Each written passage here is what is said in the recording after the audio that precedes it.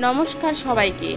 সচিত্র ব্রজনীলা যজ্ঞ প্রদর্শনী নওগাঁ জেলার নজিপুর পুইয়া গ্রামে এই ব্রজনীলা অনুষ্ঠিত হয়েছে।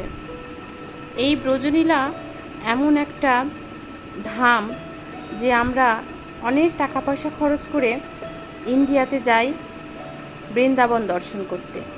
আমার বাড়ির কাছেই বৃন্দাবন। আপনারা অনেকেই অনেক দূর দূরান্ত থেকে এসেছেন, আবার অনেকেই সময়ের অভাবে আসতে পারেননি।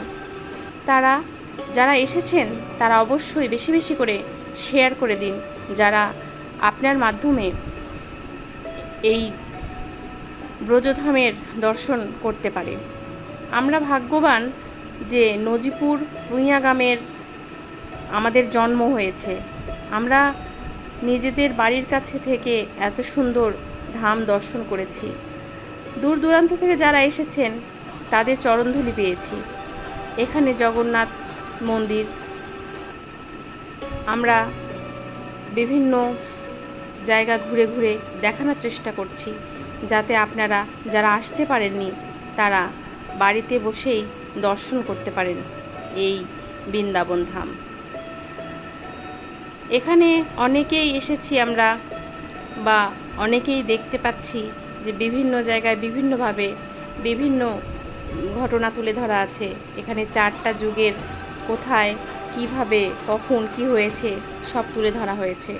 সত্য, ত্রেতা, দাপর, কলি সবটা আমরা মহাভারতে দেখেছি, কিন্তু আমরা এরকম বাস্তবে কয়জন দেখেছি? তো আমরা অনেকেই জানি না যে এটা কোথায় হচ্ছে। আপনারা অবশ্যই নজিপুর পুইয়া গ্রামে এটা দেখতে পাবেন, এবং যারা দেখতে পাবেন তারা অবশ্যই শেয়ার করবেন যারা দেখতে পাননি তাদের জন্য। আমি যতটা পেরেছি আপনাদের মাঝে দেখানোর চেষ্টা করব। ভুল ত্রুটি ক্ষমা করে দেবেন।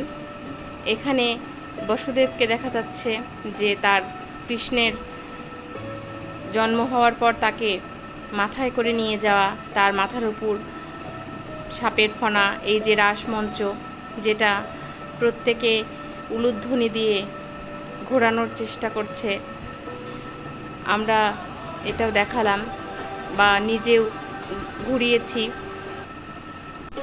কার এমন সৌভাগ্য হয় যে এসে এরকমভাবে প্রত্যেকটা ঠাকুরের চরণ ছুঁয়ে ছুঁয়ে প্রণাম করা এবং এই রাসমঞ্চটাকে নিজের হাত স্পর্শ করে ঘোরানোর, এই সৌভাগ্য এই নজিপুর পুইয়া গ্রামে হবে। এই ব্রজলীলায় কৃষ্ণের জন্ম থেকে শুরু করে রাম, লক্ষ্মণ, ভরত, শত্রুঘ্নর জন্ম কথা এখানে তুলে ধরা হয়েছে। আমরা সেটা ঘুরে ঘুরে দেখেছি এবং দেখানোর চেষ্টা করছি। এখানে যে বিশাল বড় একটা গেট দেখছেন, এই গেটের মাধ্যমে আমরা ভেতরে প্রবেশ করব, যেখানে গোবিন্দের কৃষ্ণনাম হরিনাম হচ্ছে, হরিবাসর। আর এই যে সাইডে যে আমরা জলের ফোয়ারাটা দেখছি, এর পাশ দিয়ে যে একটা কাণ্ডারি তৈরি করা হয়েছে সেটা সোজা চলে যাচ্ছে নৌকা বিলাস। এই নৌকা বিলাসের মধ্যে এখানে রাধা গোবিন্দ থেকে শুরু করে তার অষ্টসখী, এখানে একটা নৌকার উপর সুন্দর করে জলের উপর এটা তৈরি করা হয়েছে এবং এত সুন্দর লাইটিং করে দেখানো হচ্ছে। আর এখানে আমরা এসে ভীষণ আনন্দ পেয়েছি বা দেখার সৌভাগ্য হয়েছে। এখানে রাধাকুণ্ড, শ্যামকুণ্ড তৈরি করা হয়েছে। সামনে একটা ছোট্ট করে জলের দিয়ে তৈরি করা হয়েছে, যে পুকুরের মতন লাগছে। এখানে অর্জুনের বিশ্বরূপ দর্শন, ভগবানকে বিশ্বরূপ দর্শন করেছে, যেটা আমরা গীতায় দেখেছি। এখানে ভীষ্মের সরসজ্জা, যেটা মহাভারতে আমরা পড়েছি, কিন্তু আমরা এটা এখানে নিজে চোখে দেখতে পেয়েছি। ভীষ্মের প্রতিজ্ঞা, দ্রৌপদীর বস্ত্রহরণ, এটাও মহাভারতে আমরা দেখেছি। কত সুন্দর করে চিত্রগুলো তুলে ধরেছে, যেটা আমরা না বোঝার কিছু নেই। আর এটা আপনাদের সঙ্গে তুলে ধরতে পেরে আমি ভীষণ খুশি যে যারা আসতে পারেনি তারা এখানে বাড়িতে বসেই দেখতে পাচ্ছে। এই যে বৈতরণী পার, যেটা বৈতরণীটা প্রত্যেকের জীবনেই আসে, বা আমরা শুনেছি যে এটা মৃত্যুর পর বৈতরণী নদী পার হতে হয়।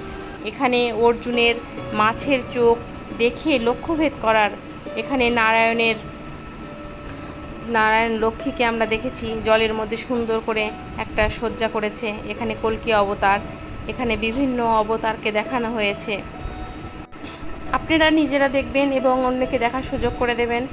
আমি জানি না কতদূর আপনাদেরকে দেখাতে পেরেছি এবং আনন্দ দিতে পেরেছি। এখানে বিভিন্ন যুগের অবতারদের দেখানো হয়েছে। আপনারা সবাই দেখুন, উপভোগ করুন এবং অন্যকে দেখার সুযোগ করে দিন। ধন্যবাদ সবাইকে।